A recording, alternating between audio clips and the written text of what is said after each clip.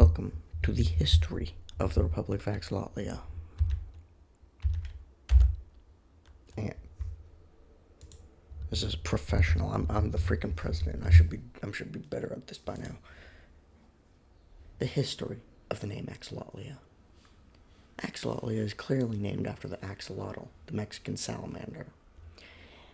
In the year redacted, a few axolotls appeared in Lake Axolin, and the settlers in the British colony of Atlantis, the name of Axolotlia, while a British colony, decided to name the lake after the axolotls. They also named the capital of the colony, Axeton, named after the axolotls. It was formerly called Elizabethtown, which was, by the way, a horrible name. Why did the British decide to name it Elizabethtown? That's such... Imagine the name of a country being Elizabethtown. That's such a bad name. Okay. When the colony of Atlantis gained independence in 1976, axolotls made up such a huge part of its identity, it named itself the Republic of Axolotlia. By the way, the islands were never part of Atlantis. It's not related to Atlantis in any way, other than location. So the name Colony of Atlantis was just a horrible name. Never talk of the colony Atlantis. It's horrible. Okay. This slide is not yet done. We're currently researching the history of Crater Lake. We don't really know how it formed yet. It's probably a supervolcano crater. We're doing more research into it. The pre-European era. There was only one native tribe on the whole island, the Fental tribe. So far, that's what we know. We're currently doing more research again. In the image, you can see the most well-preserved hut from 1642. It was built by the Fental tribe. This is the most well-preserved hut. It is hidden and hard to get to. It is not a tourist attraction, and that is helping to keep it preserved. It is an 11-hour hike through the woods to get to it. Axolotlia was the 14th colony during the U.S. Revolutionary War. Due to it being separated from the 13 in North America and being closer to Britain, it was crushed while the 13 succeeded. Eventually, everybody forgot about the colony of Atlantis being in the Revolutionary War. If the colony of Atlantis were to have succeeded, Axolotlia would not exist today. The world would have been a completely different place due to a weaker Britain, stronger USA, and large American North Atlantic island, we need to fix this grammar. It's not very great. I just had to close my window. It's freaking loud out there. God damn. The 1976 pollution scandal. In 1976, a newly independent Axolotlia noticed it had a severe problem. The British Empire had been using it as a garbage dump since 1892. The British tried to get Axolotlia in trouble with the UN for the pollution. Everybody believed them. Axolotlia showed proof that the British were the ones who destroyed the Axolotlian environment, and everyone switched sides. Since 1976, 98% of Axolotlia's environment was restored, and the trash was sent back to Britain. 38 cubic miles of trash. It's a frick ton of trash. 1982 Axolotlian Civil War.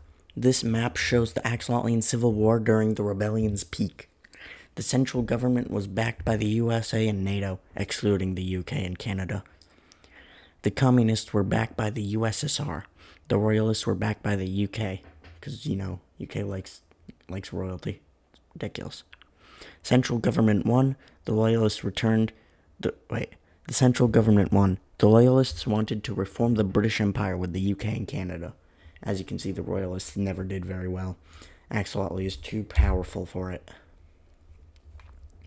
You probably saw on the next slide why Canada didn't want to, back the Axolotlia. The 1994 Canadian invasion of Axolotlia.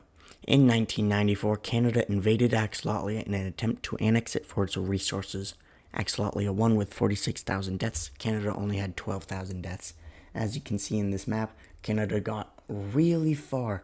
They managed to conquer almost half of Axolotlia before Axolotlia, shoved them back. The population was 893,000 before the war. and it's currently at, I think, 1.8 thousand million today. I forgot. The Canadian invasion of Axolotlia caused massive destruction. Many photos were taken of the damage. The following images are good examples of how devastating war can be. This is a part of rural Lexington. As you can see, there's destroyed buildings, rubble littering the streets. A farm in rural Wellingville, destroyed. Looks like a tornado went through it. And downtown Grenton, this is still in its current state today, sadly. 2011 temporary government collapse. Between April 4th and April 30th, 2011, Axolotlia experienced a 27-day period without a functioning government as a result of a terrorist attack. The British government-sponsored terrorist organization, the Bloody Good Innits. Bloody Good Innits. Oh my god, I love that. I'm so creative. Sabotaged the Axolotlian government's communication network, causing a collapse of communication, leading to the government temporarily shutting down.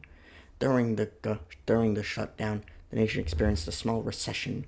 Prices shot up 263% and crime rose 12%. Government debt went up 507%, an increase of only $56 million. I don't know how that math works out. You can do the math yourself. I just mashed my keyboard on the number part, and unemployment rose 23%. When the government came back, everything settled back to pre-shutdown levels. Then we go into foreign relations, which is not a thing for this video. That's the current history of Axolotlia as we know it. Sadly, I can't link to the Discord server yet because the account is currently only a couple days old. You have to wait 2 fucking months. 2 freaking months. It's ridiculous. Okay, if you want to help with the project, you can go on my personal YouTube channel, TNT Boom. I'll link it at the end of this video, if I can. Probably can't. It's linked on the home screen of my this channel. You can go there. Go to my. I'll just show you. Hold on. When you're on this page, you can go to TNT Boom, and you'll find the Discord right here. That's where you can help make Axolotlia great. Hope to see you soon.